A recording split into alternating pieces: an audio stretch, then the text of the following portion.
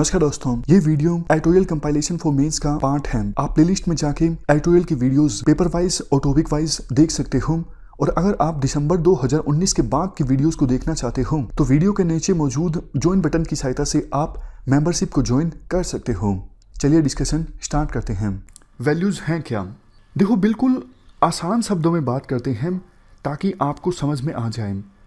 जब देखो कोई इंडिविजुअल राम सिंह ये बोलता है कि ऑनेस्टी, लॉयल्टी, कंसिस्टेंसी ये मेरी वैल्यूज़ हैं, तो इसका सिंपल मतलब ये है राम सिंह इन चीज़ों को बहुत ज़्यादा इंपॉर्टेंस देता है।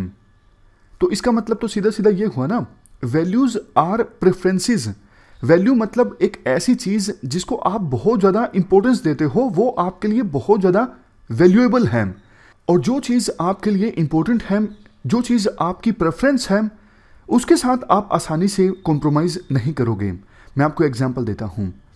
जैसे देखो, ऑनेस्टी आपकी वैल्यू है, तो फिर लाइफ में अगर कोई ऐसी सिचुएशन आती है कि आपको कोई गलत तरीके से पैसा कमाने के लिए बोलता है या फिर गलत तरीके से मार्क्स गेन करने के लिए बोलता है, तो आप नहीं करोगे, क्योंकि आपके लिए ऑनेस्टी एक वैल्यू है। ऑनेस्टी आपके लिए बहुत इंपॉर्टेंट है। आप कोई ऐसा एक्शन नहीं लोगे जो कि आपकी वैल्यू के अगेंस्ट हो, यानी आपकी प्रेफरेंस के अगेंस्ट हो, यानी आप जिस चीज़ को इंपॉर्टेंस देते हो उसके अगेंस्ट हो। तो ये आपने आसान शब्दों में समझ लिया कि वैल्यूज़ हैं क्या।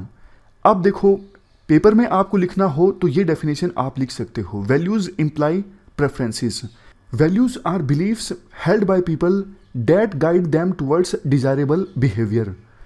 जैसे देखो, आपका ये मानना है कि हमेशा लाइफ में सच बोलना चाहिए, कभी झूठ नहीं बोलना चाहिए। आपकी ये मान्यता है। बिलीव्स मतलब मान्यता।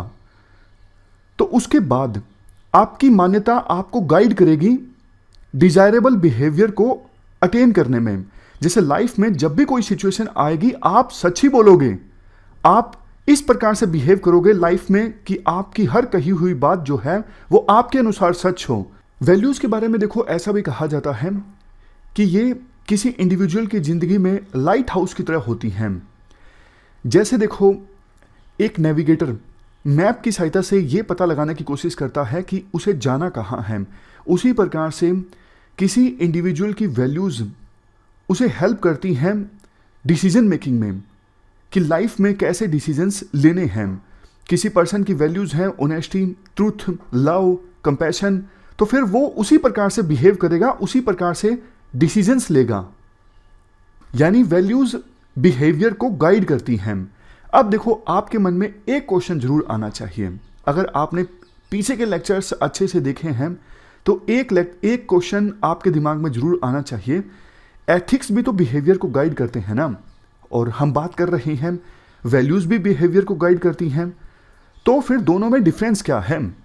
डिफरेंस देखो है। पहले आप मुझे ये बताइए, एथिक्स की डेफिनेशन क्या है?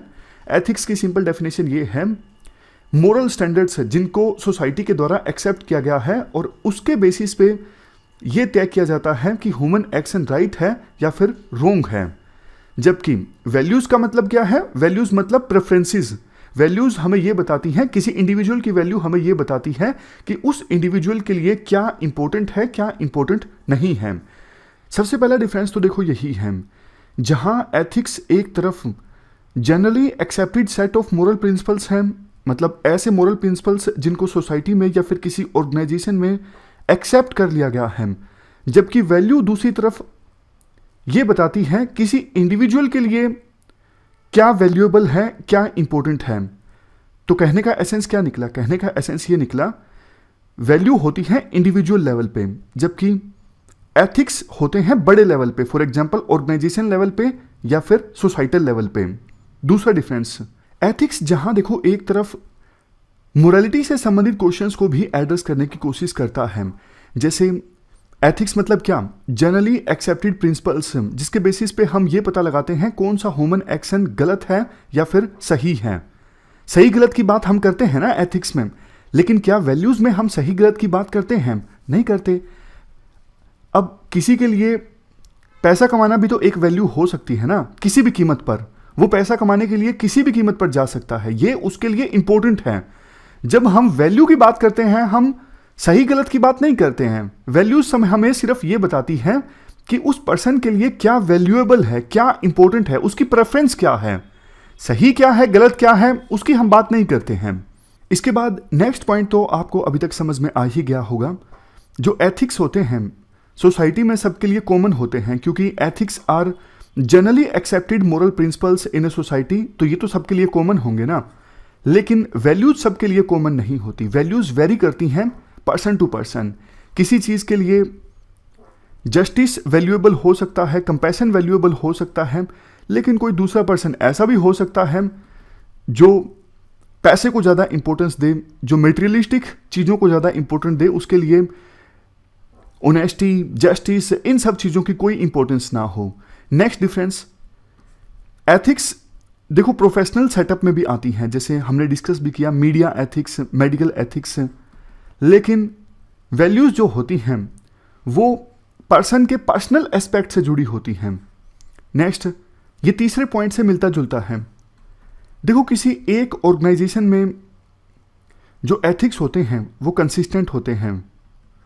मान लीजिए OnlyIS का ऑफिस है, तो OnlyIS में जो जनरली एक्सेप्टेड प्रिंसिपल्स हैं वो सबके लिए कॉमन होंगे ना।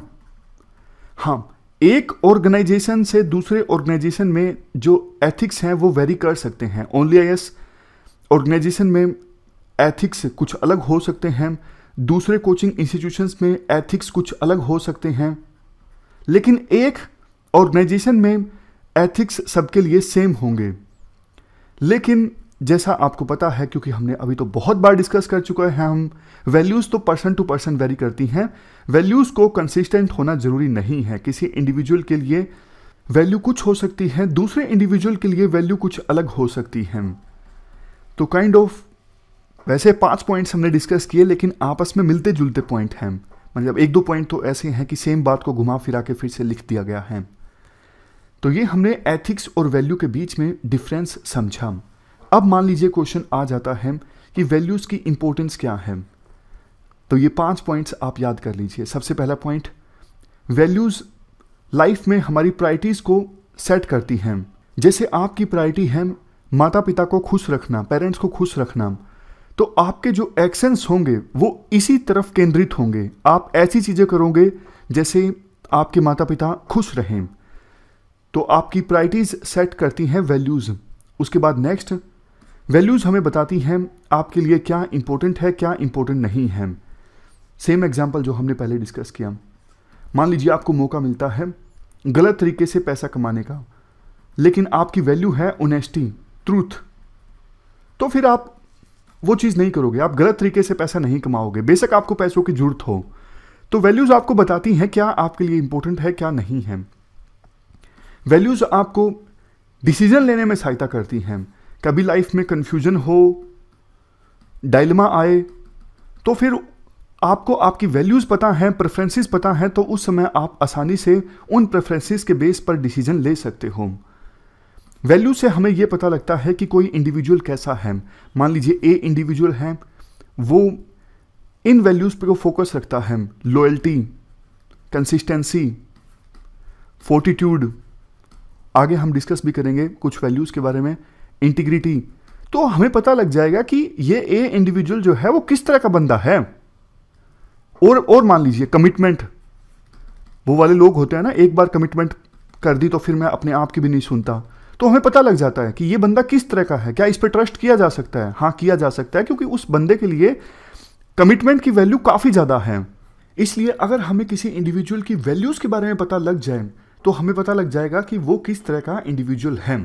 सबसे लास्ट में, values help us to adjust in atmosphere. देखो, आप किसी जगह पर जाते हो, आप देखते हो दूसरे लोग कैसे हैं। मान लीजिए आप किसी शादी में जाते हो, या फिर शादी छोड़िए, आप किसी क्लासरूम में जाते हो, कॉलेज में जाते हो, तो कुछ दिनों तक तो आप देखते हो कि आपकी जो वैल्यूज़ हैं लाइफ में, उनसे मिलते जुलते लोग कौन से हैं। मतलब ऐसे कौन से लोग हैं जिनकी वैल्यूज़ आपकी वैल्यूज़ से मिलती जुलती हैं। तो फिर अगर आपको ऐसे लोग मिलते हैं तो आप उनके साथ दोस्ती करते हो, उसी प्रकार से आप उस एटमॉस्फेयर में अपने आप को एडजस्ट कर लेते हो। समझ गए? कहीं पर भी आप जाते हो तो आप उन लोगों के साथ में घुल मिल जाते हो आसानी से जिनकी वैल्यूज आपकी वैल्यूज से मिलती जुलती हैं। अब आपको सच बोलना पसंद है, अब आप ऐसे लोगों से तो नहीं दोस्ती करना चाहोगे ना जो बात बात में झूठ बोलते हो, समझ गए? तो एटमॉस्फेयर में एडजस्ट होने में मदद करती हैं वैल्यूज। इस प्रकार से हमने वैल्यूज की इंपॉर्टेंस के बारे में समझा। अब आप मुझे एक बात बताइए, एक क्वेश्चन मैं आपसे पूछता हूं, ये जो वैल्यूज होती हैं ये जन्मजात होती हैं या फिर बाद में इन्हें हम अडोप्ट करते हैं? मतलब जन्म के साथ ही ये वैल्यूज आती हैं या फिर जैसे जैसे लाइफ आगे बढ़ती है, कैसी परवरिश मिली है, कैसे दोस्त हैं, कैसे माँ बाप हैं, कैसा स्कूल है, कैसी सोसाइटी है, उस बात पर डिपेंड करता है कि किसी इंडिविजुअल की वैल्यूज कैसी हैं। इसका आंसर देखो ये है, वैल्यूज जन्मजात भी होती हैं, यानी कुछ इंडिविजुअल्स के अंदर देखो कुछ वैल्यूज जेनेटिक होती हैं बचपन से ही, मतलब उसको ऐसा इन्वायरमेंट नहीं मिला लेकिन फिर भी उसके अंदर ये वैल्यूज हैं। लेकिन इसके साथ साथ वैल्यूज इनकलकेट भी होती हैं, यानी समय के अनुसार किसी भी इंडिविजुअल में कुछ वैल्यूज डाली जा सकती हैं, इनकलकेट की जा सकती हैं।